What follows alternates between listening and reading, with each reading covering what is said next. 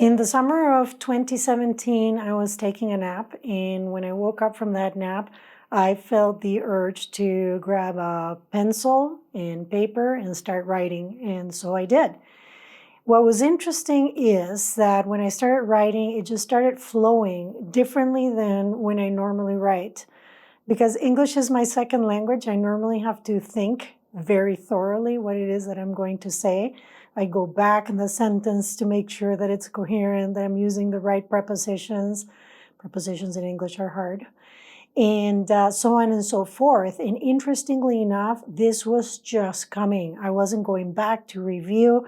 It was just this stream of consciousness that had words in it that I normally don't use. I knew what they meant, but you get in a rut when you have a second language, you use the same words over and over again, because that's what you're comfortable with.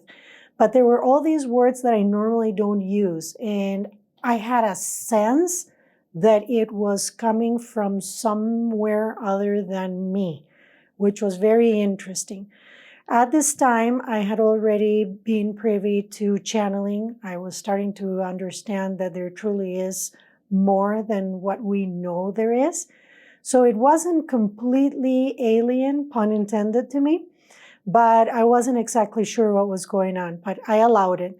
In those writings, they said, well, I said now because I say they, because now I'm understanding what this was about. But they said that there was going to be information that was going to be flowing through me, etc., etc.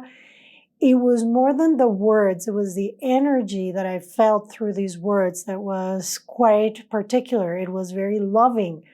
It was unconditional. It was warm. It was comfortable. And that's not normally what we feel in humanity. It's different. It has a different texture and depth to it. And I felt it. Then in the fall of 2017, I took a channeling class. It was a short class, but it was one-on-one. And the mentor that helped me with this has since passed. She graduated, she figured it out and took off. But in that class, I actually did my first conscious channeling, and it freaked me out. I stopped channeling. I didn't want anything to do with it for months, and so I didn't do anything with it. In the beginning of 2018, I was taking a bath, and all of a sudden my hand starts moving. It was like a T shape. And I didn't know what that was. It just kept going. It was very, I don't know how to explain it, unusual for me. And all of a sudden, I felt the urge to get out and get pencil and get paper. So I did that. And I started drawing. And what came through was what is now the first attunement.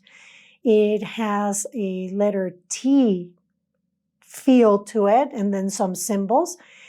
I didn't know what it was. I just let it come through. I just decided, okay, well, it is what it is. And that is one of the qualities that the Blue Avians say they have used or benefited from me, is that I just don't question really. If it feels right, I just let it be. But it has to feel right. And it felt right. It's what I was being asked to do. So I did it. I showed it to my husband. He stayed up all night trying to figure out what these squigglies were. He was completely fascinated by it. I didn't. I just decided to go to bed. I did not know what that was. It didn't come with a message. I didn't hear any words about it. It just was. And now I understand that attunements really just are. That was the beginning. That was the genesis of this attunement journey.